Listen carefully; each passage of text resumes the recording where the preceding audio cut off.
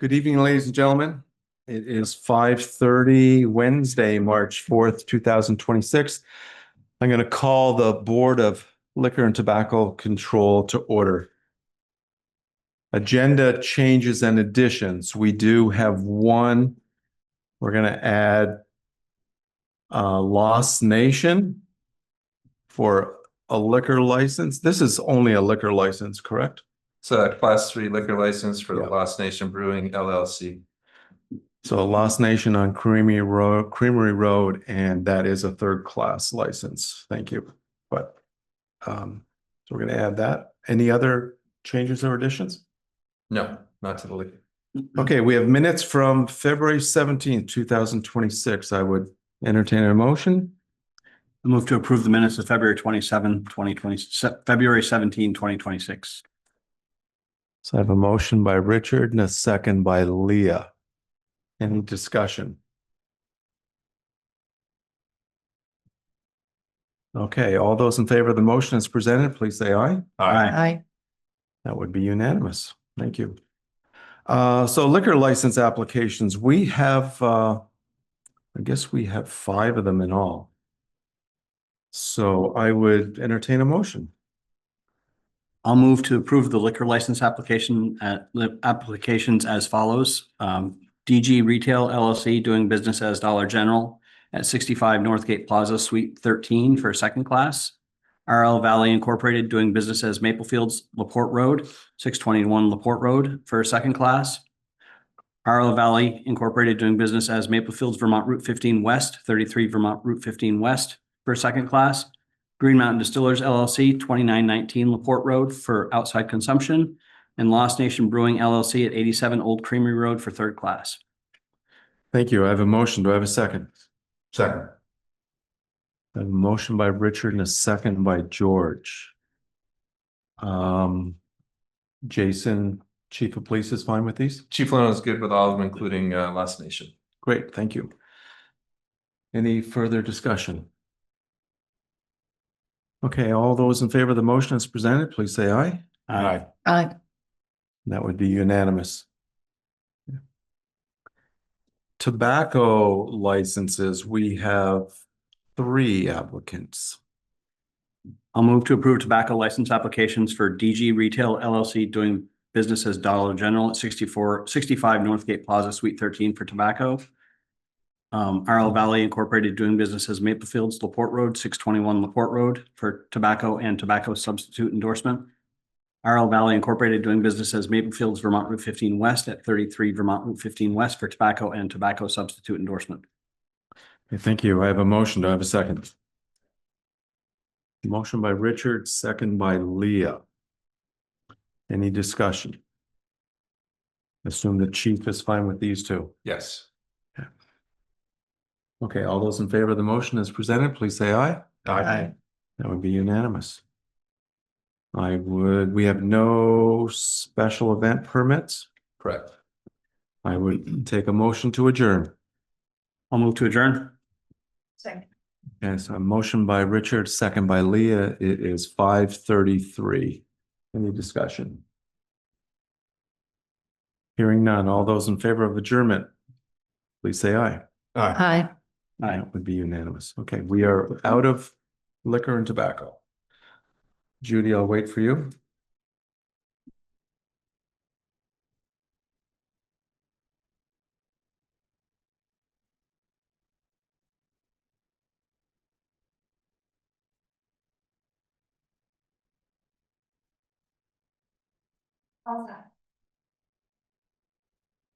Okay, good evening, ladies and gentlemen. Once again, it is 5:34, Wednesday, March 4th, 2026. I'm going to call this regular select board meeting for the town of Morristown to order. Before I get to agenda changes and additions, I want to welcome a new select board member, Rose Belanger, to the board. Congratulations and welcome. Thank you. Anything you would like to say? Just thank you very much. Look forward to working with everyone and doing the best I can for the town, and look forward to having a chance to talk to everyone when I'm out and about, or, contact me and let me know. Okay, Thank you. thank you, Rose.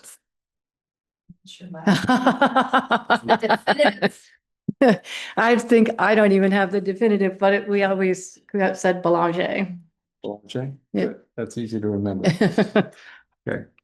Well, welcome, Rose. Agenda changes and additions. I just have one wording change on number 8. Number 8 should read authorization for the town of Morristown to submit a request for Tier 1B designation through the Lamoille County Planning Commission, LCPC, to the Land Use Review Board. So please strike local underwriting and put land use in there. Other than that, I have no other changes or additions. We actually are switching the order. Number 5, rules of procedure amendments. We're moving to number 6. We're moving number 6, set locations for posting meeting notices up to 5. And in addition to set locations for posting meeting notices, we're also going to add newspaper of record. Thank you. I did have those notes on my paper, but thank you very much. Okay, so we have 3 changes there. Okay. Community comments. Do we have any community comments? If we do, please come up to the microphone, identify yourselves. Okay. Seeing none, I'm going to go on to approve the minutes. We have minutes from February 17th, 2026. I'd entertain a motion. I'll move to approve the minutes of February 17, 2026. I have a motion. Do I have a second? Second. Motion by Richard, second by George. Any discussion, comments regarding the minutes? Okay, hearing none. All those in favor of the motion as presented, please say aye. Aye. Okay, I'm going to move on to new business. As has been tradition with the town of Morristown Selectboard, at this point, certainly for all the years I've been on the board and for years prior to that, I am going to step aside as chair and let the vice chair take over. Go ahead. All right. I would accept nominations for select board chair for the following year at this time. I move to nominate Don McDowell to serve as chair of the Morristown Select Board for the following year. Motion by George. Do I have a second? Second. So motion by George, second by Leah. Is there any discussion? All those in favor of Don McDowell being select board chair for the following year, please say aye. Aye. Aye. And I will abstain. So that's 4-0-1, Judy. And I'll turn the meeting back over to Don. Thank you very much. Thank you. Thank you, folks. Next, to elect a vice chair. So I would entertain a motion for vice chair. To name Richard Craig vice chair. Okay, I have a motion. Do I have a second? Second. So I have a motion by Lee and a second by George. Discussion. Okay, all those in favor of Richard Craig for vice chair, please say aye. Aye. Aye. Aye. I'll abstain, Don. That'd be 4-0-1. Congratulations, sir. Thank you. Number 3, set our regular meeting schedule. Our regular meeting schedule is in rules and procedure. The regular meeting schedule will be the first and third Mondays of every month. I make a motion to hold the select board meetings on the first and third Mondays of the month at 5:30 p.m. Thank you, Leah. Do I have a second? I'll second that. So I have a motion by Leah, a second by Richard. Any discussion regarding the meeting schedule? Okay, all those in favor of the motion as presented, please say aye. Aye. Be unanimous. Town appointments. We have a list of appointments in our packet. This is something we do annually. I'm happy to read these appointments if the board feels we should. Otherwise, I would entertain a motion. I have a question. I'm not sure it should be before or after the motion though. Go ahead. I'm looking at the list that talks about agent to convey real estate and cemetery lots. Yep, We know that Dennis Smith has resigned yep. and Joy Marshall is, the association is no longer in charge of processing cemetery lots. So I question those two names as being appropriate on the list. So if it's my go ahead, go ahead. So I've had conversations with Dennis Smith, although the Morristown Cemetery Association has dissolved and turned over operations to the town. We have just one sexton, excellent sexton, but one person, eight cemeteries, that's questionable. So I have asked Dennis Smith to serve as assistant sexton for the town of Morristown. That's why he's included. Okay, thank you. And then Joy Marshall has historically been in this position and does not, the relevance of Pleasant View Cemetery Association status, in my opinion, it is not relevant to whether or not she continues. And she has indicated interest in continuing. Okay, thank you, Brent. Yep. And I will just say the town manager and I talked about this and I agree. You know, I don't see any reason why Joy can't be in that position. Brent has answered my questions. Okay, any other comments regarding the slate of appointments? And I've just got some questions about the vacancies for the Morrisville Development Fund Loan Advocate Advance Committee. yeah, And the MDF for the select board on the vacant seat. for MDF, Yeah. Any, there are two vacancies right there right now. I guess somebody on the select board is going to need to fill that spot. Laura was our representative. But as we all know, she's no longer on the select board, so we will be looking for a select board to step up and be that MDF representative. And then we do have a vacancy, and as far as I know, we don't have any applicants for that vacancy yet. Yeah. Continue to have it. Put it back out. I figured after we got through tonight, we'd see what we had for vacancies. And I'll put a note set up on which forum, on the website, continue to advertise spots. And since we're talking about vacancies, we do have a vacancy on DRB as well. And we're just waiting for DRB's recommendation. So the process is that individuals can apply, put in an application, but the DRB needs to confirm that recommendation and get that recommendation to us. It's my understanding that there is somebody interested in that as well. So we may have that filled sooner than later. Any other questions or comments regarding these considerations? I would entertain a motion then. I'll move to appoint the town appointments as presented in our packet. Thank you. I have a motion. Do I have a second? Second. Okay, I have a motion by Richard and a second by George to approve this entire slate, I take it? Yes. Okay, great. Any discussion, any further discussion regarding any of these? I guess I just want to say, thank you for everybody who has stepped up to fill these vacancies. They're obviously important positions, and they're positions that need to be filled and work that needs to be done. Okay, all those in Do we want to try to appoint someone to the select board rep to the loan advisory committee, or do we want to have some conversation about that and decide that next meeting? That's a very good question. I was thinking that we would wait and give people a chance to think about this. Are we in any hurry to fill that position? I'm looking at Judy. Well, Sam Guy has resigned after serving for several years.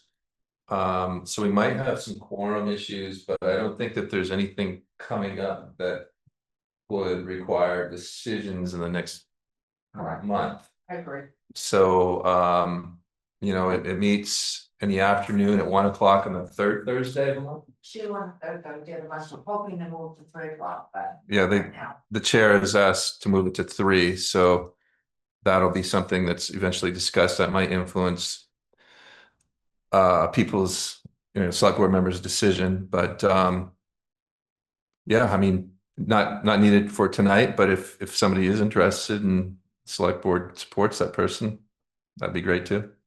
Okay, and we've got 12 days before our next meeting, so that's a chance for us to think about it. I would suggest if any of us are interested to talk to Brent or Judy and put your name on there, and we can do this as an agenda item at the next meeting, which would be on the 16th of March. Okay, thank you. But. The next regular meeting is the 16th. Right.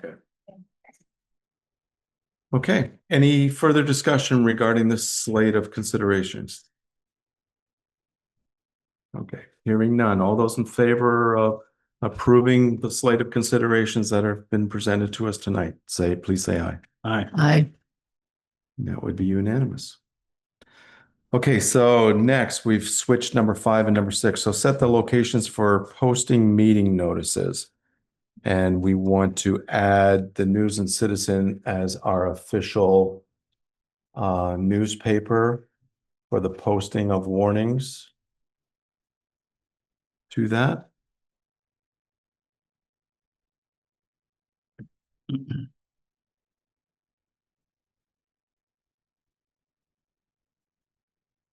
I'll make a motion to set the town's location for posting meeting notices in or near municipal office, Morrisville Post Office, and the Morristown Centennial Library and the town website. Thank you. Do I have a second? Second. So I have a motion by Richard and a second by George. I paused there because I was just looking for the wording. I was going to read it. So just for the record, at least 48 hours prior to a regular meeting and at least 24 hours prior to a special meeting, a meeting agenda shall be posted on the town website, www.morristownvt.gov, in or near the municipal office and at the following designated public places in the municipality: Morrisville Post Office, 16 Portland Street, and Morristown Centennial Library, 7 Richmond Street, Morrisville. A meeting agenda may also be posted on Front Porch Forum by the Select Board Chair or their designee. The agenda must also be made available to any person who requests such agenda prior to the meeting. And we will have wording in there regarding the News and Citizen. That's the next motion. That's the next motion. Okay. Okay, great. Okay, thank you. So any further discussion regarding? Do you need an amendment to add posted? The first thing you read in rules of procedures was posted on the internet, I believe, but not quite that, but That's on a town website. That's in there. Yeah, That's in That's in the motion. I did read that. Well, that's optional. You're reading the motion? Yeah. I'm not, maybe Richard added it. I don't see it. It's the very last word. Oh, and in the town website. Thank you. Okay. Yep, I got it. Sorry. And to clear up any concerns about Front Porch Forum, we did not include that in the event that someone was not able to, and we weren't held to any liability in the event that we weren't able to complete that. Okay. Thank you, Richard. If I may, we don't have control over when they post That's submissions, so you can submit it. but Try not us, post yes. it. Right. You don't have control of that. I Thank you think- for that. Yeah, I think I've been successful this past year in getting it in every time. might just touch. I've learned to get it in Saturday morning, and it usually comes out Saturday evening, so. Okay, so we have a motion. So I'm just gonna ask all those in favor of the motion as presented, please say aye. Aye. Okay, go ahead, Richard. I'll move to set the town's newspaper of record as the News and Citizen. I have a motion. Do I have a second? Second. Okay, I have a motion by Richard, second by Leah. Discussion. Okay, all those in favor of the motion as presented, please say aye. Aye. Okay. Rules of procedure. So now we have that entire rules of procedure. Which is the same as it was last year. I would entertain a motion or discussion. I don't think, are we looking for a motion for this year? No, well, it depends, you folks might wanna make a couple of changes, I don't know, it's. So we don't need to adopt this again Yes. by motion? I would recommend that it's on record that there's a formal motion, whether or not you make amendments. So Okay. All right, the motion can begin with motion to approve as I'll make a motion to adopt the select board rules of procedure as presented. Okay, thank you. I have a motion. Do I have a second? A motion by Richard, second by Leah. So discussion. How are we feeling about this? We've lived with these rules for a year. You feeling good with this? I've got a couple things I'd like to bring up for conversation, from my perspective. And I don't know how it works for everyone else or for the administration, but one of the concerns I have, and I don't know if there's a way around it, is that we get the packets typically around 1 o'clock in the afternoon on Friday. And it's challenging for me, for certain, to be able to be there at 1 o'clock and get the packet. And if there's a concern about any of the information that's in the packet, I really don't think it's fair to Judy or to Brent for me to call them or whoever it may be, to call them, or even you, on a Saturday or Sunday afternoon to get more information. And also because I have a job, I'm probably working right up until at least 4 o'clock on Monday before the meetings. So I'm just wondering if there's a way, and I don't know if this works, because I'm pretty sure the agenda isn't completed all in Friday morning at 9 o'clock. That's not when it started. The draft has started probably potentially the week before. But I'm wondering if there's a way that we could get some inkling as to what is on the agenda. If we have, obviously things outside of like liquor and tobacco don't really have any bearing on our discussion tonight, but other things may. And I don't know if there's a way to get that information to us in advance. Any of those, like the piecemeal things, maybe something that comes up at the last minute, and I don't know if that needs to be put in here formally, because I don't know how we would do that, but I think it's worth a discussion for us to have. So typically the way it works, as chair working with Brent and Judy, I would typically come in. Well, first of all, it's correct. Yes, there's a draft of the agenda that's been worked on for at least a week before what I'm about to say happens. I think Judy's got probably a draft going for the 16th already. So she's got a few ideas as to what's going on. But generally the Thursday or Friday, we look at our schedules and figure out what's going on. But either Thursday or Friday, I'll sit down with Brent and Judy and we'll go through the agenda in a meeting in the morning, and then, depending upon what needs to occur, Judy and Brent will then fine tune the agenda and then send it out in the afternoon, at which point it needs to be warned. And so then the warning goes out, since it's got to be out 48 hours in advance, and she'll also send me a draft or send me a final copy of it, so I've got something to post in Front Porch Forum. So that's typically what's going on. There are changes that do occur right up till that 9 o'clock meeting Friday morning, or certainly during that meeting.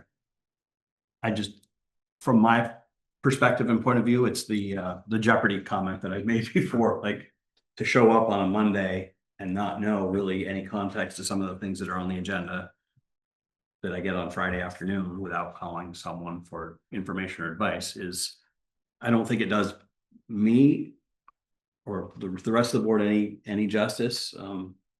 Because the agenda is available for people in the public to see. And if I run into resident X in the grocery store on Saturday and they ask me what this is all about, and I go, I don't know. It's not fair to us. I don't think. So what I'm wondering is if there's a way that we can get this before that 1 o'clock on Friday. Even if we get on Thursday, like even an email on Thursday, just saying this is a rough agenda or a rough draft. If there's something we can do along those lines, that would satisfy a lot of the concerns that I have. I guess if I'll just say this, then I'll pass it over to Brent, but if we were to do that, we would just have to understand that it is a draft. Right. And And I would be, a draft, but sometimes changes significantly. Because if nothing else, I mean, information, surprise is coming in all day long, every day of the week, and so things happen on Thursday evening and things happen on Friday morning, and we delete and we add and we alter and so I guess that's the only thing I would say. is- but that, I understand that. I've been around long enough to know that does happen, but at the same time, if there's any piece of information that I can have before Friday at 1, that would be helpful to me. That's what I'm saying there. So I'm gonna speak for Judy and hope that she agrees with me. We can send a draft sooner. It won't be the full Civic Plus most likely, but we can send a draft and we can send what materials we have. Because I totally understand. I was on the DRB in Williston and the amount of work over a weekend when I was working, had a family. So I'm sympathetic to that. My efforts to try to keep you all informed are when I send those emails to you. It might not be on an agenda the next select board meeting or a month, but I'm trying to keep you in the loop as a select board without violating open meeting law. So you all see things, but there's no communication. And so we can make an effort to, on a regular basis, get out a draft with your understanding that we ask people to get things in on a Wednesday by noon. And a lot of people do not meet that. So we're following up with them on a Thursday afternoon and trying to work with the residents and people that come to present their business in front of you as a legislative body. So I totally empathize. And I think that we can try to provide you more information sooner, but it just will not be totally complete. I understand that. I'm not asking for a set in stone. I just, something is better than nothing. Judy, Yeah. go ahead. So Judy Alberry, Leah, you have your iPad with you. So one of the things that I can do that would be way easier and way better is as I'm creating the agenda, I can upload it onto the board portal so you can see it. That way I'm not having to email, I'm not having to collect documents, I'm not having to, it's all on the iPad for you folks to look at. So that's dynamic. It is dynamic. As I change it, I'll upload it. And you can see it as I'm building the agenda. You can see all the supporting documents. You can see everything right there. It is going to mean that you're going to have to be proactive to go look at it. But I can make it available to all the board members. I've been holding back on doing some training on this because Leah and I have been working on it and we've had a lot of sticking points with the iPad. But I think for this particular item, this would be super helpful. Really helpful. Super helpful. So if you all will bring your iPads to the next meeting, we will start using them and I can work with you, but you can see them. And I'll upload the agenda, I'll upload the documents. Does that work for you, Brent? When you say next, you mean the 9th? That's whatever, 9th, 16th, any one of them. Let's do the 16th. Yeah, bring them with you. So everybody should be able to make sure you can get into your iPads and get into the board portal. If you can't do it, come see me before the meeting and I'll help you again get into it. But that's how you can see things as they're being built. Okay. Does that work for you, That's Richard? fantastic. Thank you so much, Judy. Did I solve your problems? I don't know yet. Too early to tell. The next agenda is being built right now. Because then you can at least do some research, and while it may not pertain to that meeting, you still have that research. This may be the kicker we need to get the iPads going. Right there. Wait, I'm so excited. She's so I know excited. she is. Go ahead, George. Go ahead, George. Thanks, Don. So question, when does a document become a legal, not legal, but a public document that needs to be It's posted? publicly posted. At the draft or not the draft? So the drafts can be interchangeable and it's just for the board members. It is not a public document at that point. Okay, thank you. Yeah, they're my working drafts. Okay.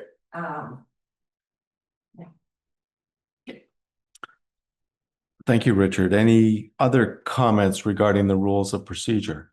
One more. Go ahead. Under public participation, item 4. We asked that members of the public identify themselves. I think it would be beneficial to all of us to also have them say what their town of residence is at a minimum. Just so that we are aware of who they are and where they are, and I don't know if there's, So you would change, so what you're suggesting is it would read that second sentence, members of the public must introduce themselves and identify Place of residence. their place of residence. something to that effect, yeah. And identify their town residence. Prior to speaking. Yeah. Thoughts from other board members? Go ahead, Joe. I support Richard's suggestion, recommendation. I can recall that we've had 2 instances of non-residents getting recognized by the chair, and that's not to fault the chair in any way, shape, or form. But we discovered that they were non-residents through the course of their, and I think the appropriate way is for a non-resident to request permission to speak to the board, which then either the board or the chair does. I'm not sure who has the authority to do that, but at least we know in advance. And in both of those cases, it was less than ideal, let's put it that way. Yeah, I mean, Yeah, I would have to agree with you that we've had a few instances where individuals have spoken to us that are not members of the town, not residents of the town, and have spoken to us in not always the kindest. Agreed. Go ahead, Brent. if there's any of the board members are considering limiting non-residents or seeking additional permission than a resident, I would ask that you consider spelling that out in the rules of procedure. And then also consider, I'm not a resident, so potential ramifications of that. And I'm just one example, as well as, we have businesses here in the community that, are vital to our community. So we might want to consider, I'm not hearing specifically that the select board is, or any member of the select board is considering having special permissions for non-residents. But if that is what's being considered, I think that should be clearly identified in the rules of procedure, and then seriously, more time is spent by administration going through this to identify potential issues that occur from that being a potential new rule of procedure. Yeah, thank you for that. I think it would be important for there to be some objective wording in here so that the chair could make a decision, or the board make a decision as to who gets to speak. Otherwise, that could be a slippery slope pretty quickly. I wasn't necessarily saying that to limit who was going to speak. I just think it puts a different perspective on someone that's not a community member saying something about a particular article that may benefit or may not benefit their community and be in detriment to our community. That's just a different point of view perspective. So you just want to know where they're from. I think that's fair. Yeah. And I don't know if For informational purposes only, not regarding a permission. So maybe that's a good place to start, is to just identify your town of residence, not with the purpose of saying, sorry, George, you live in Fairway Parkway, we're not going to let you talk. Yeah. Or anything along those I lines. think that's a fine step. Absolutely, and see how it goes. Okay. And I don't think the town manager or other employees need to Yeah, it's just Need using that to- as an example. It's a good, yeah, it's a good comment, but I don't think that's the intent of this at all. No, and I would think if we're having, like Stowe Land Trust came in, if those people who are coming to speak to us are not residents, we've in essence invited them to the meeting, then they're in, and it's just as you and Judy and any other employee that comes and addresses us in their capacity. It should not be at all questioned through this, but I do think it, as Richard says, I think it would be helpful to know if on certain topics, for sure, that are generating more and more discussion, that we know whether the person is representing the town of Morristown, their views of within the town of Morristown, or their views from outside the town of Morristown. And both of these sentences begin with members of the public, so it's pretty clear what the intent here is. That's, So you would, so the suggestion then is to change that second sentence. I'll just read it again. Members of the public must introduce themselves and identify their town of residence prior to speaking. okay, that sounds fine. Okay. Any other, I'll just give the board a chance first. Any other changes? Okay. Come on up. Ronald Stankliff, Town of Morristown. Will these regulations also apply to the DRB and the Planning Commission? They have their own rules of procedure. I think it's important that they have similar, because from prior experience in the planning hearings, there's been outsiders who are not residents. Thank you. Okay, thank you, Ron. It's a good comment. But just to be clear, we're just dealing with our own rules of procedure tonight. Okay, do I have a motion at this point? Yeah, but can you repeat the wording, Don? So the motion is that second sentence would read, members of the public must introduce themselves and identify their town of residence prior to speaking.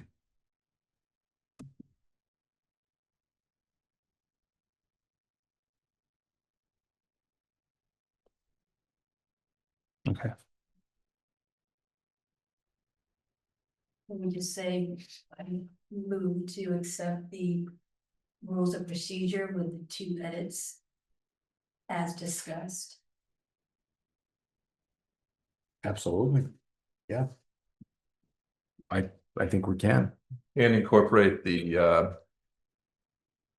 newspaper of record. We already did that. Well, in a separate motion, we added the newspaper record. But was a motion that it be added to this? To this particular number 4?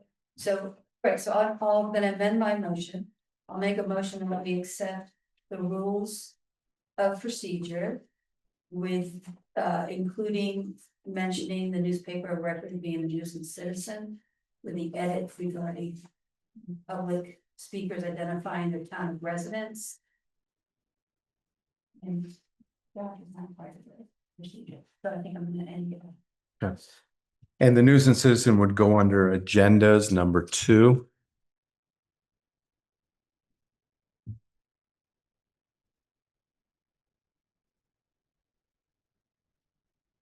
I'll second that. I don't know if that's the right place to put it. Brian, can you look at that? Then I thought if that's where you want it. A meeting is sent to the post of the town website, and then following designated public space places. This does speak to just agendas. There's more than agendas that go into the news and citizen. Okay, so it doesn't belong here. You're right. Okay, so it have to be different. We can just add it to we can add a new section after the meetings and before definitions about newspaper record, and just one sentence stating. Okay. And if you're comfortable with that, and we can just draft that.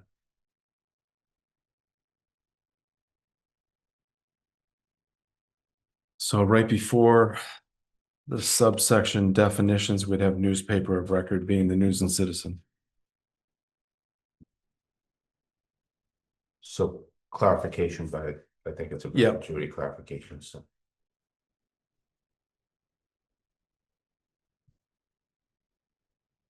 So how about we make these edits so you can review them and we'll add it to the agenda on the 16th and you all can do another review just to make sure we've captured everything and appropriately. That's a better idea. Okay, thank you. Thanks, Judy. Yeah. That was I'm the happy with it. clarification and it's been made. Good. Okay, so I am not gonna, would you like to withdraw your motion? Then withdraw the second? Yes. Okay, number 7, I'm gonna move on. Certificate, no appeal or suit pending. Do I have a motion? I'll move to approve and sign the certificate, no appeal or suit pending as presented. Thank you. Do I have a second? Second. Okay.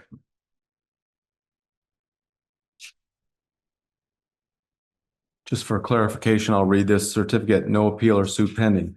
We hereby certify that on this date, no earlier than the first Tuesday of February, following the lodging of the grand list, there are no appeals pending from the action of the listers nor suits to recover taxes paid under protest. Under the provisions of 32 VSA section 4157.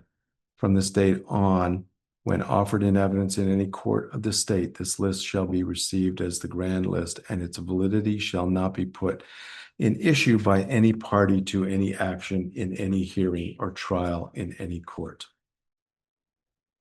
Any discussion? Hearing none, all those in favor of the motion as presented, please say aye. Aye. Okay, thank you. Number 8. So Tasha Wallace is here from LCPC, Lamoille County Planning Commission. The item is the authorization for the town of Morristown to submit a request for Tier 1B designation through the Lamoille County Planning Commission, LCPC, to the Land Use Review Board, LURB. And we've had a couple of presentations. I believe Tasha's been in here once. I believe Seth Jensen has been in here as well to talk to us about 1B. And it's my understanding that we are looking to take some action tonight, but we are kind of on the Land Use Review Board, LURB, has been waiting for us to make a decision on this for a little while now. And that time is running out. Tasha, can I ask you just to give us a quick summary of Tier 1B? So much fun. Tasha Wallace, Executive Director, Lamoille County Planning Commission, Town of Morristown. So, Very good. Thanks for having me. So I'll try and step back, and since there are people who may not be familiar with all this, we have a new select board person, just a big overview and then zoom in on the details. So basically, the Vermont legislature passed Act 181, which was the Act 250 reform bill. That piece of legislation requires regional planning commissions to update our plans and to update our land use planning maps. We worked with the community to update the map for the town of Morristown. The town of Morristown now has a new designated center. Around that designated center on the map is a planned growth area. That part on the map was determined in conjunction with the select board, the trustees, and the planning commission. The proposal tonight is for you to move forward with designating the designated downtown and the planned growth area on the map as Tier 1B. Tier 1B only does one thing. It grants an Act 250 exemption for housing developments that are less than 50 units on less than 10 acres. Am I too tall to? No, sorry, I'm getting a note that's not working. Okay. And what that does is, you know, there are a lot of barriers to housing development these days, and it does bring down the cost of Act 250 and the time of Act 250. if the community feels that there are things that you've lost with the process, you have the opportunity to update your zoning and your bylaws. But this really is an opportunity to develop housing or promote the development of housing in the community. I know at LCPC, we have a wonderful young employee who's leaving us because he cannot afford the cost of housing in the region, and we're very disappointed about that. So I'm happy to answer any questions about Tier 1B. Our local bylaws would still be in full effect Absolutely, and would have jurisdiction over any of these, yes, yes. any it of these just changed so-called a little bit. developments. Right. And I'd also note that we have a letter from the chair of the Planning Commission, the Morristown Planning Commission, recommending, it says this letter is intended to inform you that the Morristown Planning Commission supports applying for Tier 1 designation in the area noted in the map presented by the Lamoille County Planning Commission at the 2/24/26 Planning Commission meeting. The commission recommends that the select board and the village trustees of the town of Morristown pursue Tier 1 designation, Tier 1B Tier designation. 1B, and that it's an important distinction, Yeah. because Tier 1A is a whole bunch of stuff. It's a full Act 250 exemption, but there's all sorts of things that the community would need to do, and really it's designed for cities, not for communities like this. So yes, you will have all your bylaws, your zoning, everything in place. It's just that Act 250 exemption for housing that's less than 50 units on less than 10 acres. Thank you for that. Yeah. There was a very strong distinction between 1A and 1B. Yes. I know 1A has gotten some negative attention. I was at the breakfast with the legislators this week, and there was some negative attention there. And I specifically went up and talked to one of our legislators. Actually, it was Jed Lipsky from Stowe, and who does represent part of Morristown as well. And he's not concerned about 1B, but he was concerned about 1A. Made those comments pretty strong at the meeting that we were at. And also for your information, the town of Stowe has opted into 1B, as has the town of Hyde Park. Right. Thank you. Questions for Tasha? I think at some point we need a motion, but questions for Tasha? A question for either Brent or our zoning administrator who magically appeared just. Just arrived from the village trustees. Freshly. Freshly rushed. So in the memo we get from Judy dated March 4th, which was included in the packet, in the second paragraph, fourth line down, towards this right side, it says it would require, this is part of a sentence, I'm just carving to the meat of the matter, it would require the revising the zoning bylaws to include language to address Act 250 criteria. So my question to either Brent or Tyler is, how much work are we talking about? I mean, we've also talked about, I don't want to get off topic, but the quarrying language and whatnot. So it's how much are we heaping on the zoning commission to change? Is this a minor adjustment? Is this a major adjustment? I think this may be a mistake, because our zoning bylaws have already been reviewed and found acceptable. We meet all the requirements of Tier 1B. So which then means this is not my wheelhouse, so I can consistently ask a bunch of stupid questions. no, it's a good. Probably for a long time. Yeah, I honestly missed that in this memo, so this is my fault.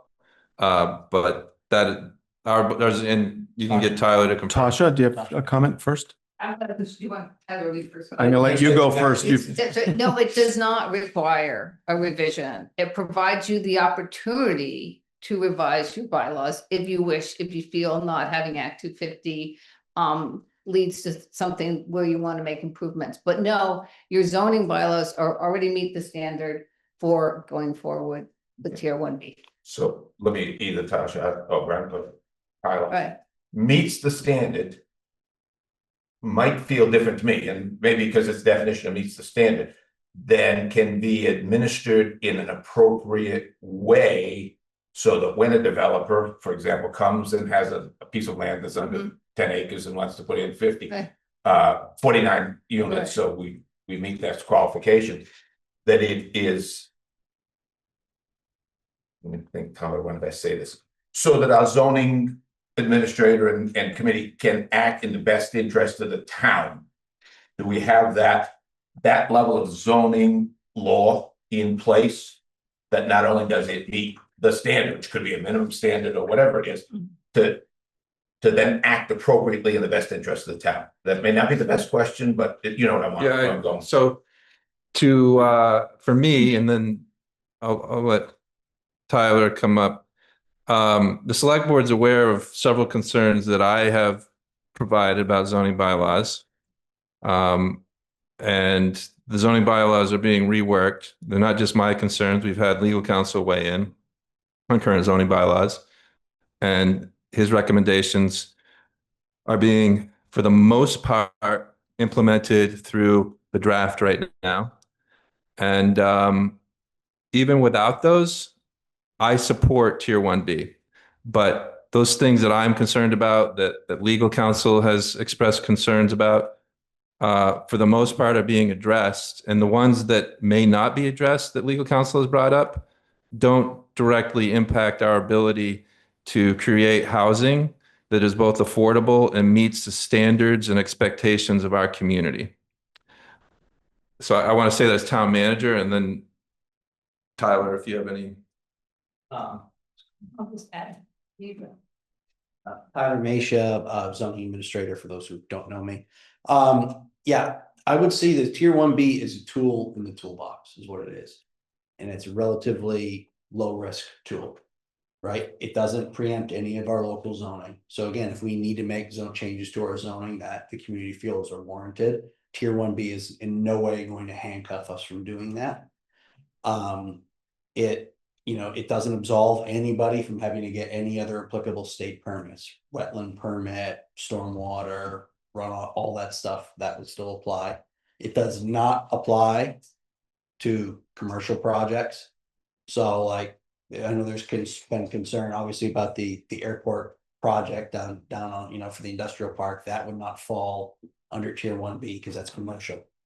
So it's not going to impact this. And again, this is really just a useful tool for us to solve a lot of that a developer could avail themselves of. It might be the difference between them building something or not.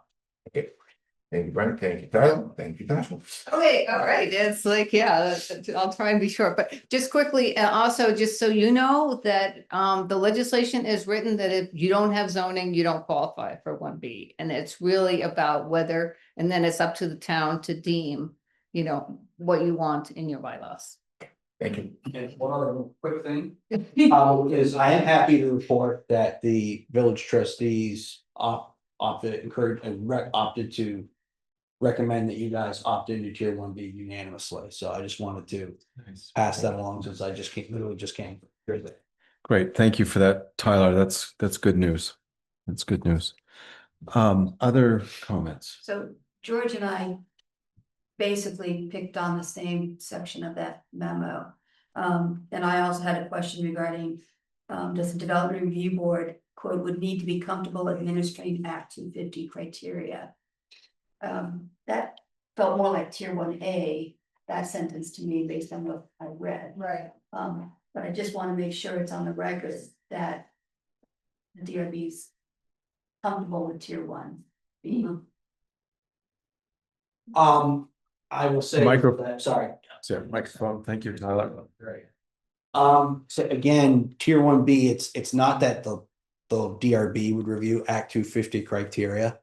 It is that it wouldn't apply at all for residential housing projects. So, and I have not polled the members of the board to see whether or not, as a DRB, whether or not they support Tier 1B, because that wasn't a requirement of the process, and we're just trying to make sure we get all our ducks in a row so you guys have the option to make an informed decision. So all my time is spent with the planning commission. But so I don't want to speak for them.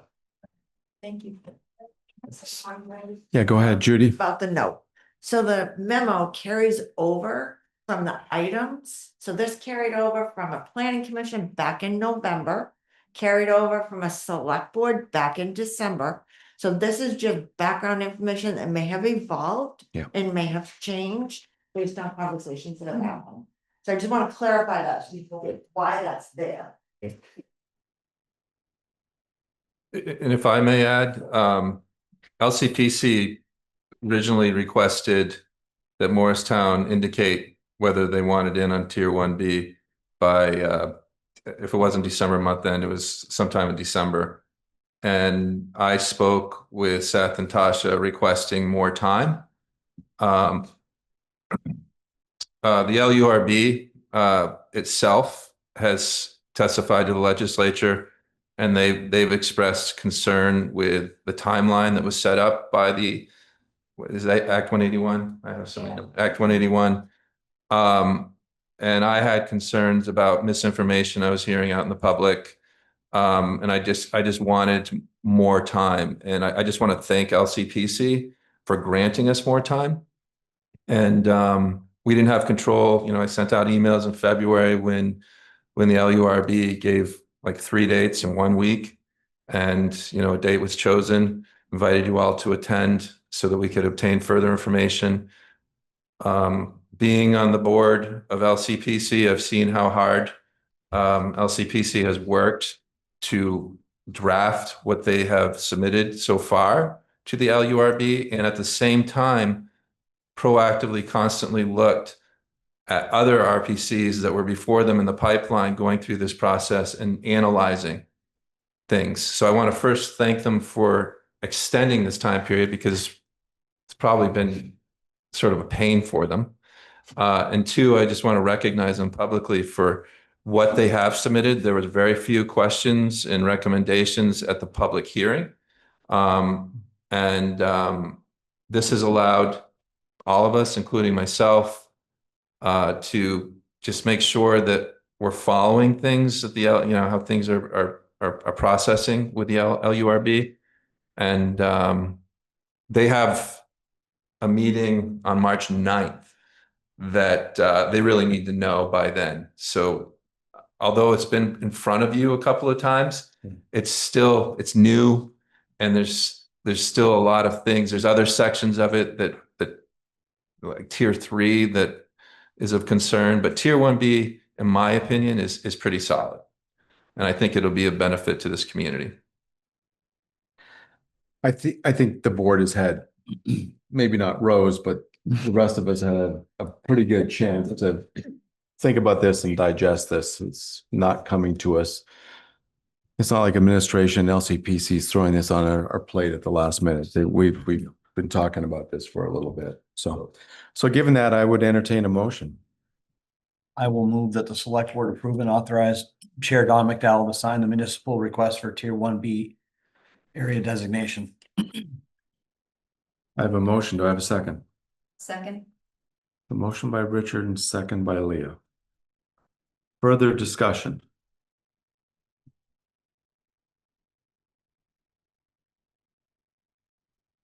Miss Wallace. Just quickly, I'll just ask that there is a form associated with this, and Brent, if you could get that to us by tomorrow morning, or just so that Maybe we can tonight. get it, maybe tonight, yes, so that I can sign it and get it to that. As well. Any other discussion? I just want to recognize it has been recommended to us by our planning commission. So Yep. Thank you for that reminder. Okay, all those in favor of the motion as presented, please say aye. Aye. That would be unanimous. I'll sign that right now if you want. Okay.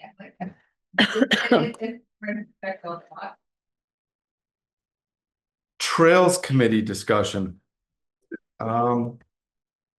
So might have been the last meeting. It might have been 2 meetings ago. We had the Stowe Land Trust here talking about Muddy Moose. A parcel of property at the end of Cody Hill Road that they are looking to give to the town. And as part of that, they're looking for us to take on responsibility for the trails there. They're also looking to give us a good chunk of money to take care of the trails, take care of the maintenance of the trails. I believe it was $87,000, not a small bit of money by any means. That would take care of the maintenance of those trails for the next 5 years. At which point I didn't get the sense like Stowe Land Trust would wash their hands of this either. I think they're still very much partners and very much involved in this. Does she want this before you go? You said you'd sign it, but You said you sign it and then you got. I started talking. I guess that puts you in your place, Kelly. What's the date? March 4th. Cause then I can go back to the office and sign it. That's it. That's spot. There you go. Thank you. Okay. I did notice you get up and start to leave. And of course, I mean, and that's great. I think it was received very positively by the board. I think it was received very positively by the people that were members of the public that were in the audience that night. It does, in my mind anyways, beg the question and the discussion of not just trails at Muddy Moose, but trails elsewhere in town. We are a destination for people using trails. There's no doubt about that. We've got trails, we don't have Muddy Moose yet. It's not ours yet, but we'd have Muddy Moose. We have the town forest that I know the Morrisville Conservation Commission has done a lot of work with and other volunteers, and that's a pretty extensive set of trails.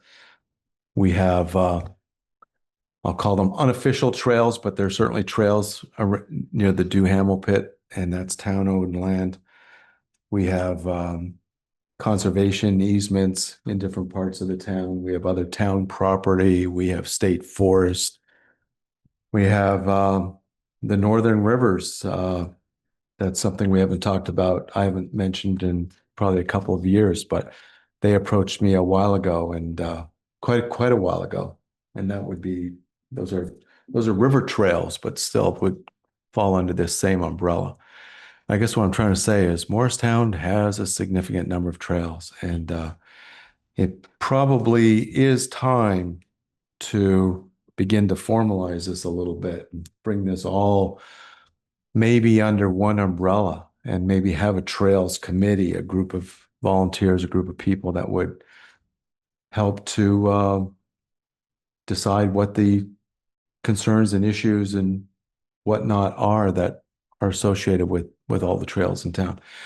I know where I live up in the Mud City Beaver Meadow area, there's more bike traffic than there is vehicle traffic in the summertime, which is wonderful for all of us. And that's just one little tidbit of information. So it's back on the agenda.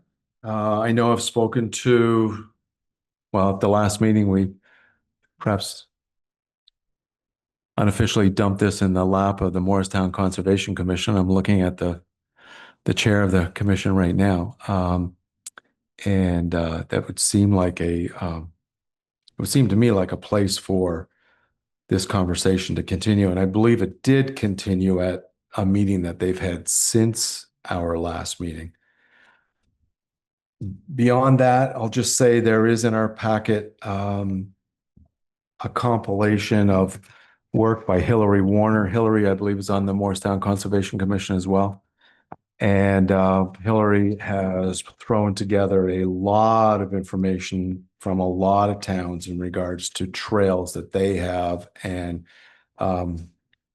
every town's doing it slightly different, of course, but there's a lot of information in here. So I guess I would encourage the board to begin to think about how we might move forward with this.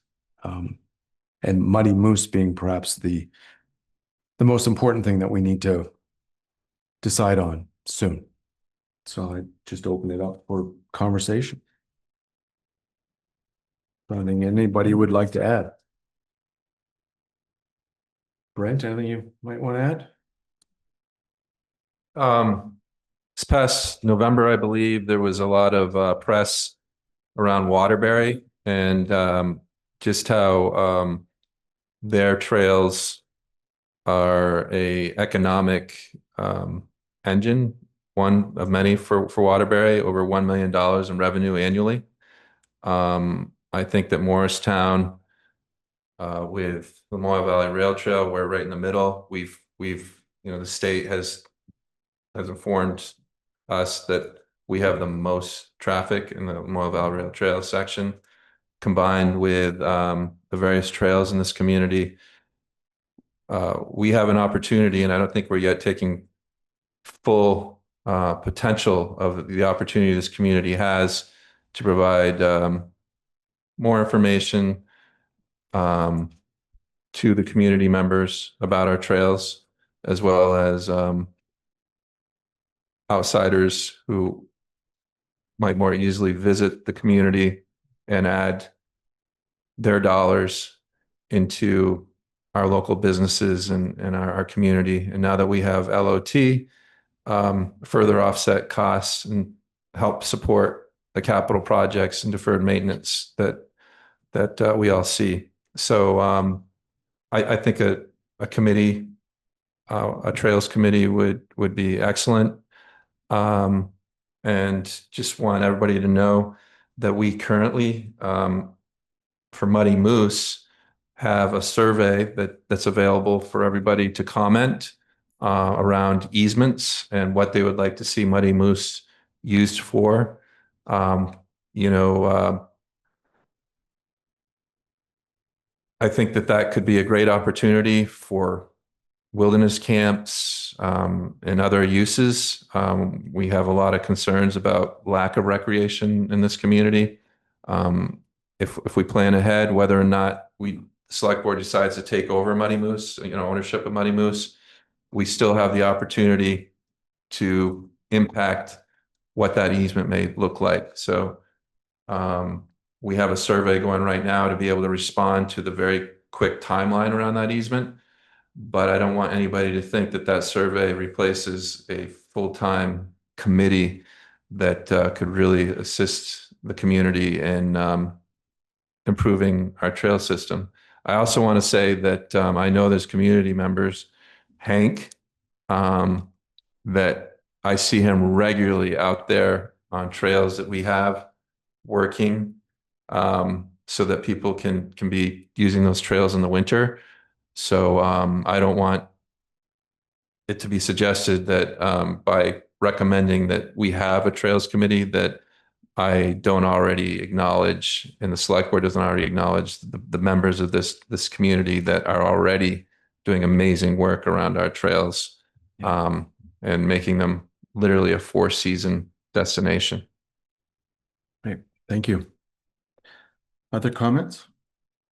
Yeah, I'm trying to figure out how to say it.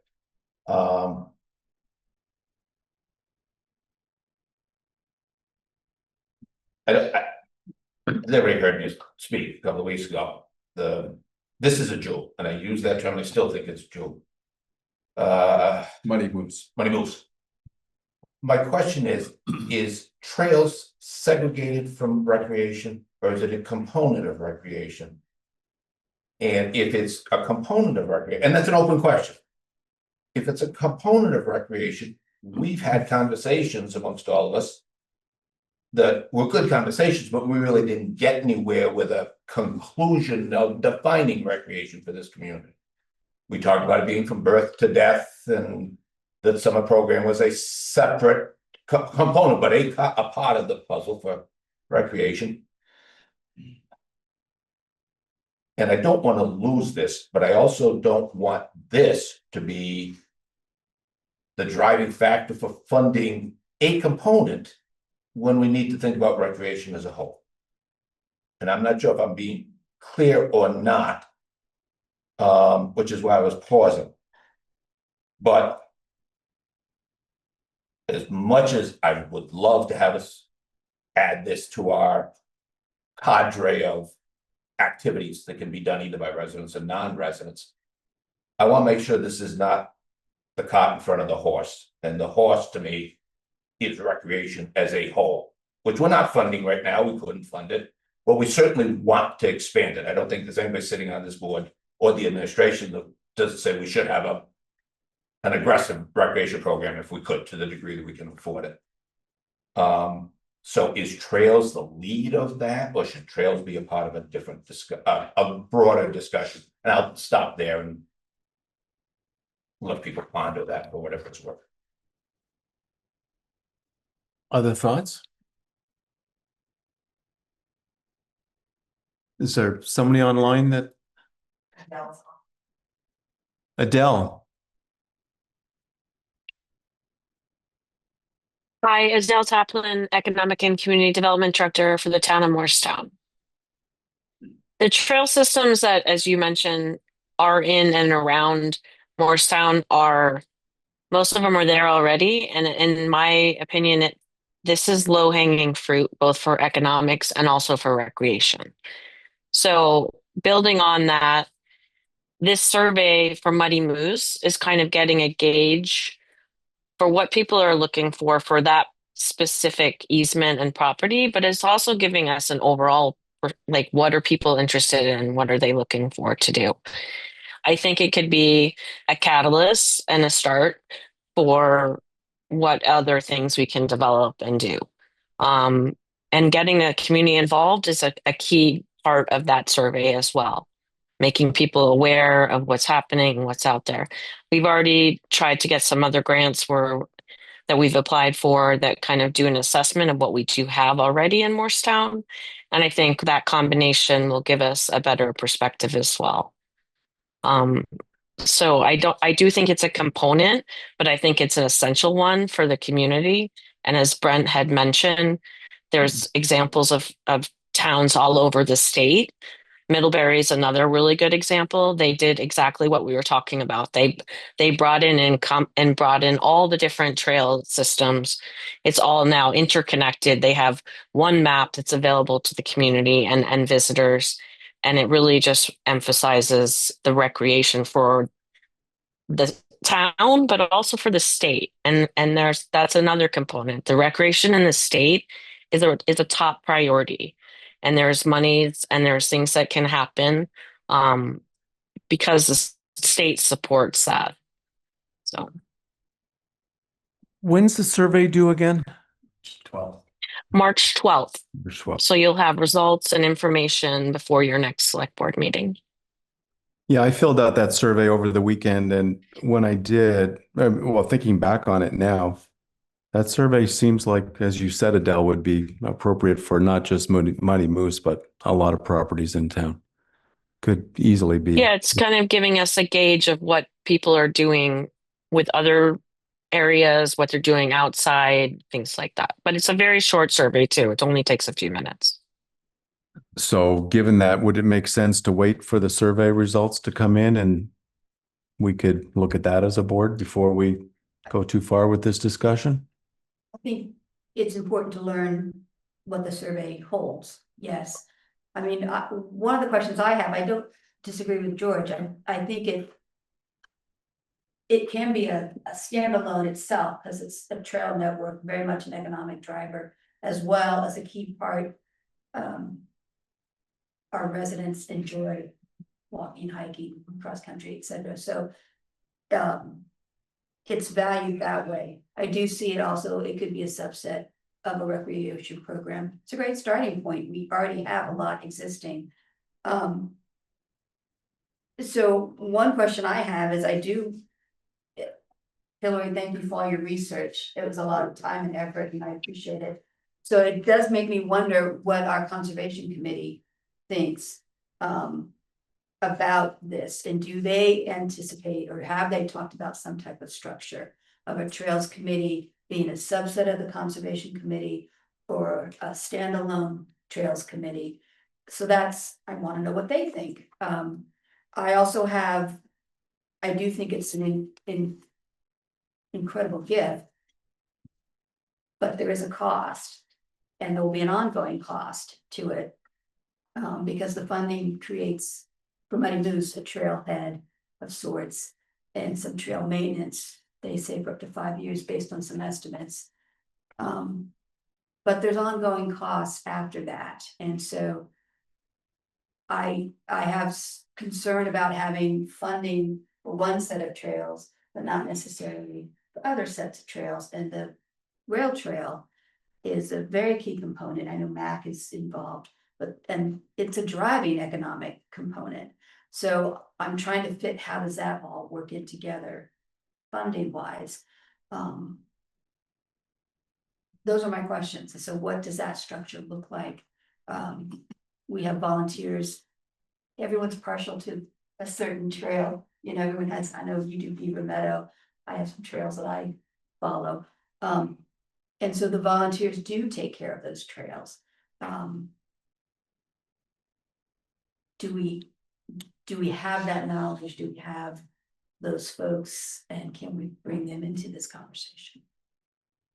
Yeah, there's a lot going on. I mean, listening to, Catamount trails going through town, long trails going through town. So there's, as well as the rail trail.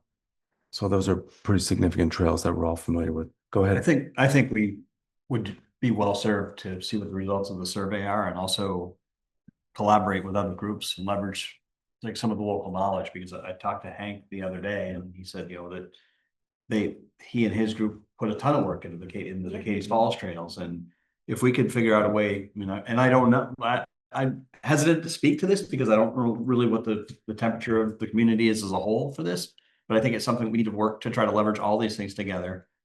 And I really hesitate to use the word recreation, outside the physical recreation piece of that, or just getting outside and enjoying nature and wildlife. But I feel like this is an opportunity to try to leverage all these things together, but we don't really know what the temperature of our community is right now. Yeah, I mean, I do think having MAC and Conservation Committee weigh in on their thoughts about this would be informative. Agreed. I think of the work that was done up in the Morristown forest, and I don't know if there was grant money that was used to build those trails. But those are nice trails up there in the town forest, up in the Beaver Meadow area. Yeah. Come on up. Yeah, Carol Lauber, MAC, Morrisville Alliance for Commerce and Culture, and a Morristown resident. I do think it is going to take sitting down and kind of like a more meeting to work through a lot of this. Jerry and I have talked some, and MAC is very focused on the Lamoille Valley Rail Trail. And as I see it or think about it, is that is a statewide, and we're tying in with a lot of different organizations to develop all of that. And also, though, that looking from the tourism as an economic driver there, that is something that is going to bring people in. These other little pockets, I don't want to call them necessarily little, but like our forest or whatever, that's kind of a different group of people that are really going to seek out that. But what we have here in town, the parking, already all the infrastructure around it is really low hanging fruit to really get in and work on that. And in some ways they are very different. So, whether they all come together or whatever, we all want to just work on it together. But I think there was some email that went around. I don't know who all was on it, but MAC really looks at Lamoille Valley Rail Trail as like 3 different things. And I was already planning March, maybe 1st of April, to send out an ask for a committee under MAC, because it does take a good bit of work to really maintain it, think about the planning there, some signage, some work that needs to be done there. But I'm just kind of waiting to see how this conversation develops. But even if we do pull in some more volunteers to help focus and work on that, we can always roll in and be part of, a bigger trail committee. Thanks, Carol. Other thoughts? Yeah, come on up, Jerry. Jerry Throne, Chair of the Morristown Conservation Commission, a resident of Morrisville. The commission has been talking for some time about getting a group of people together dedicated to maintaining and dealing with our trails, primarily in the town forest. There are other trails around town that we're aware of on conservation subdivisions, for instance. And we were considering the possibility of incorporating those as well, where it makes sense, into trails that we would be responsible for maintaining. So this is something that, like I said, it's been discussed it's been ongoing discussion for some time. And now it seems that with the introduction of the Muddy Moose property and the potential there of the town gaining that property, that there is a greater need.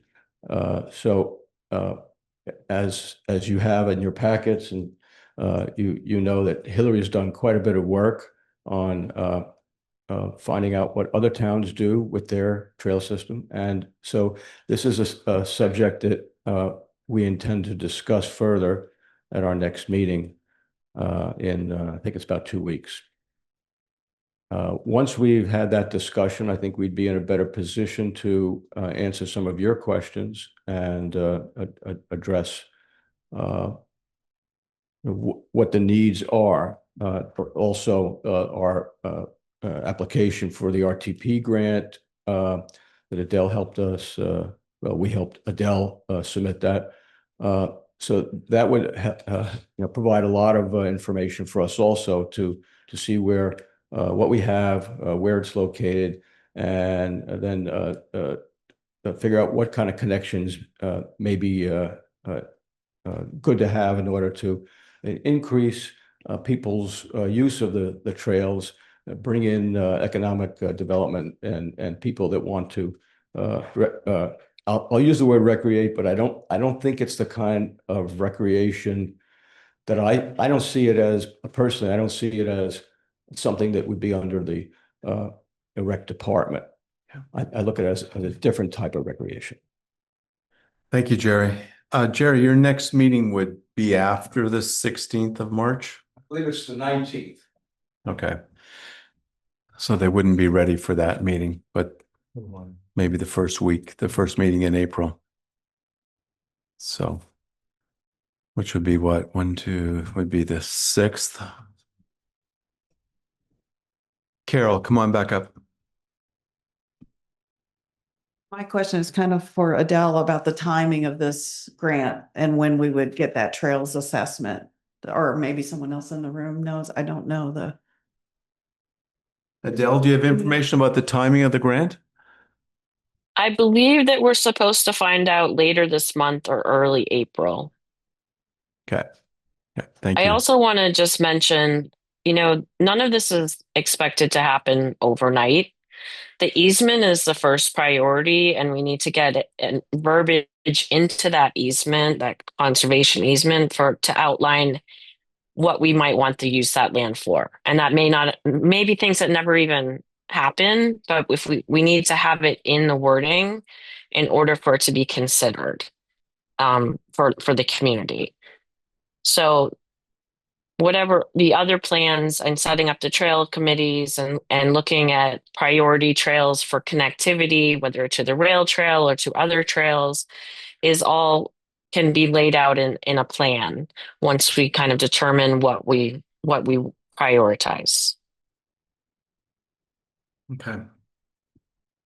What is the timing on that, on pulling that easement together? We don't So I control think, that?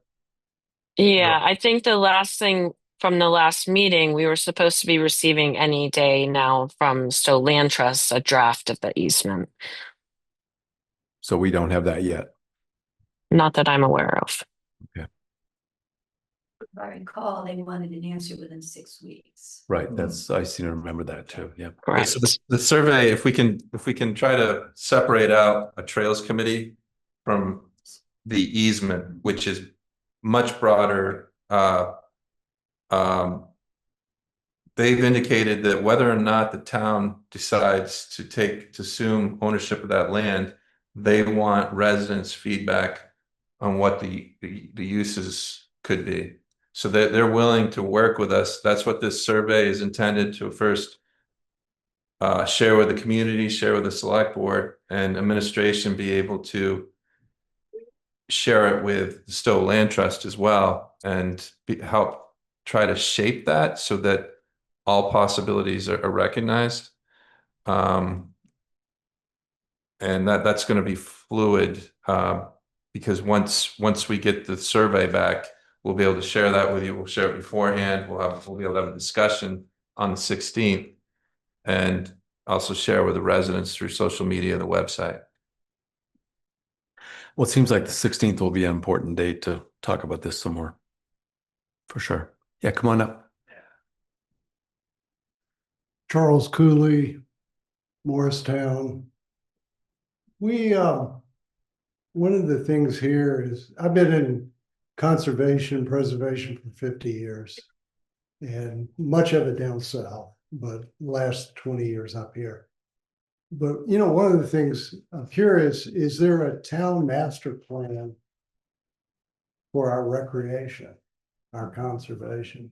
Is there an overall master plan, which will, you know, Adele will address some of the recreational needs from her survey? But, you know, do we have something about it? Do we have enough tennis courts? Do we have enough hiking trails? Do we have other things? And so that, you know, I look at Muddy Moose as an incremental component, just like the town forest. These are things that we'll add as we go through this, but ultimately we need a master plan to say where we want things, where we don't need things, and what kind of things we need. So that's what I'd encourage. Thank you. And I would agree. There's so many disparate projects going on, activities going on in town. You're right. I think we could sit down and list an awful lot of them pretty quickly here. And we just need to figure out what that umbrella is going to be that pulls them together. And as George said, you know, maybe trails is a subcomponent of recreation. I'm not sure about this one, but, you know, maybe recreation is a subcomponent of trails. I don't think it goes that way, but maybe it would. Right. I don't know either. But I think that's where the conversation's going. You know, I think we all know individuals that are involved in different activities around town, and they're all doing their own little thing right now. Be nice to pull them all together. Other comments before I move on? Yeah, come on up.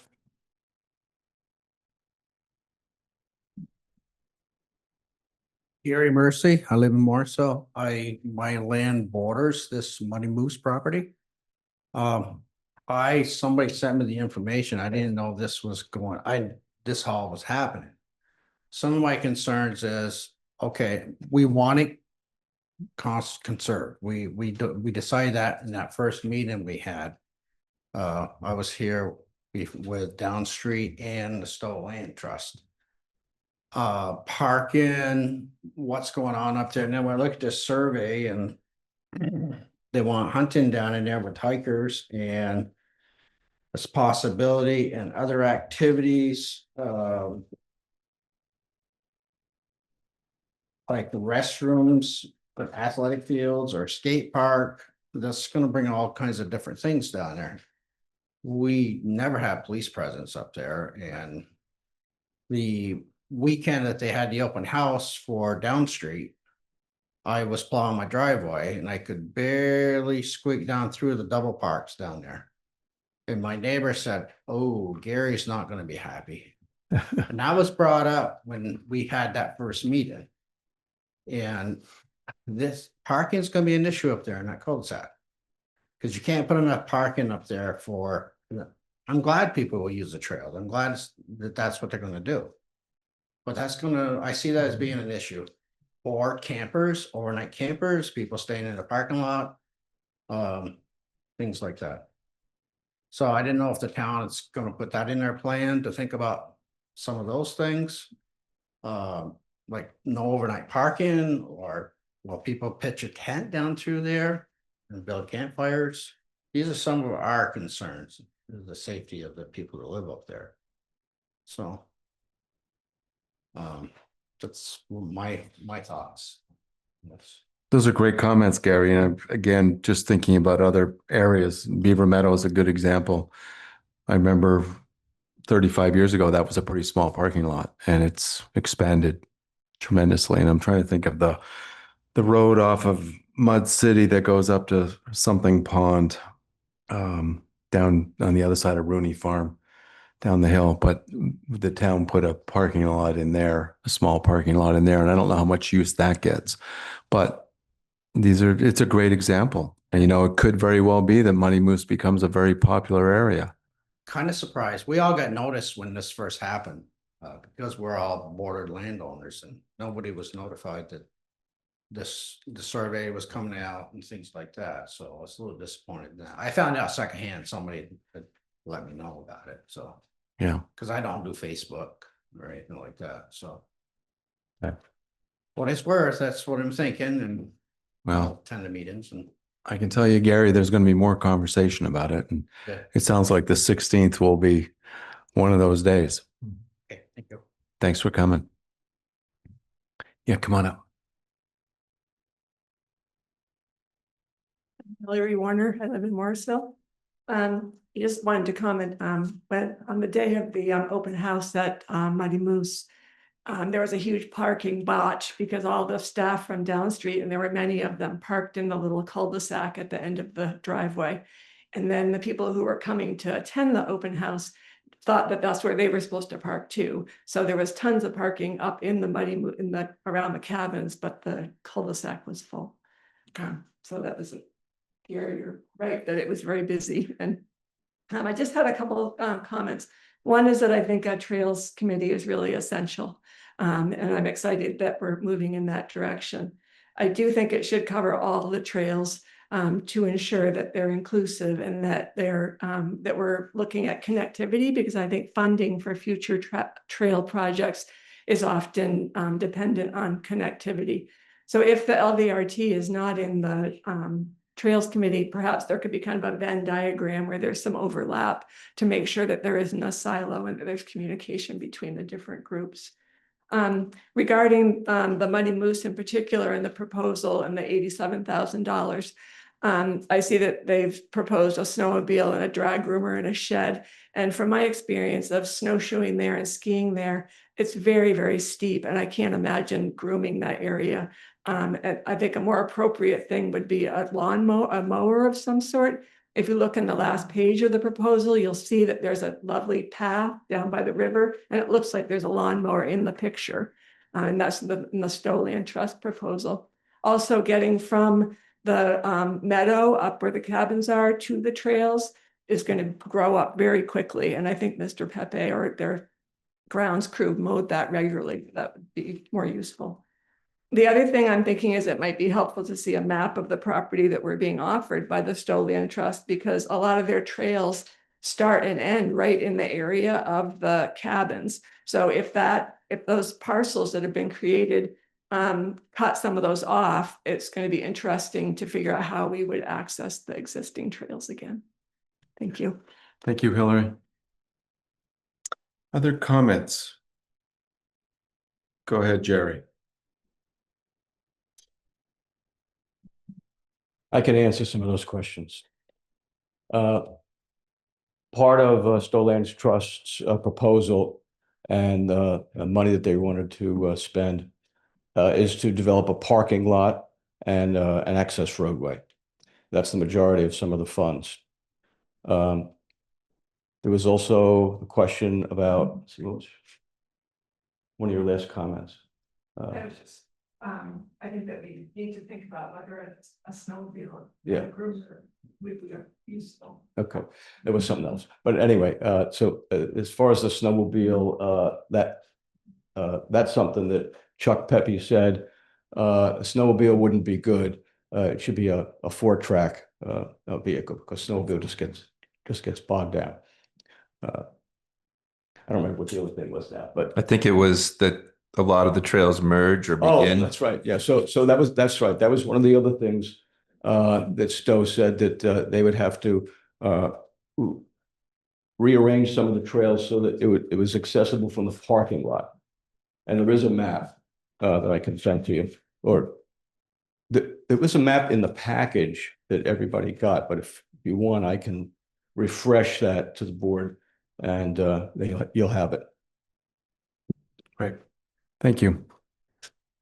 Well, I think we're going to have more discussion on this. I'm glad to hear others thinking that a Trails Committee is a good idea. I think so too. I think we just have too many valuable. We don't just have one jewel in town. I know, George, you don't mean that, but we have a bunch of jewels here, and they need to all be brought together. And I think that's wise. So I'm going to move on if there's no other discussion regarding this. And I'm going to suggest that we continue this discussion on the 16th. Okay. Old business. Do we have any old business? No. Approve the warrants. Move to approve the warrants. So I have a motion to approve the warrants. Do I have a second? Second. I have a motion by Richard and a second by George to approve the warrants. Any discussion? Okay, hearing none. All those in favor of approving the warrants, please say aye. Aye. Thank you. Schedule, as we've alluded to multiple times, we'll have our next regular select board meetings on March 16th at 5:30 in this room, Monday, and April 6th in this room at 5:30. Just March 9th. my reminder of March 9th, and it's specific to Jersey Heights. And we have one on March 9th. Thank you for reminding me. So we have a special select board meeting on March 9th at 5:30 in this room. And that is to address Jersey Heights, the stormwater improvements in Jersey Heights. Other business? No. Leah? I just had a couple of comments I wanted to make. Yeah, go ahead.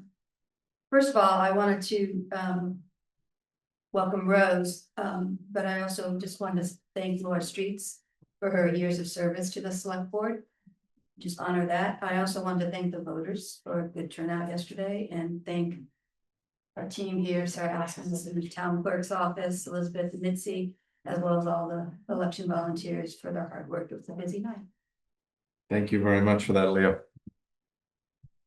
Okay. I would entertain a motion to adjourn. So moved. I have a motion. Do I have a second? Second. A motion by Richard, second by George. Discussion. All those in favor of adjournment, please say aye. Aye. Aye. That would be unanimous. Thank you, folks.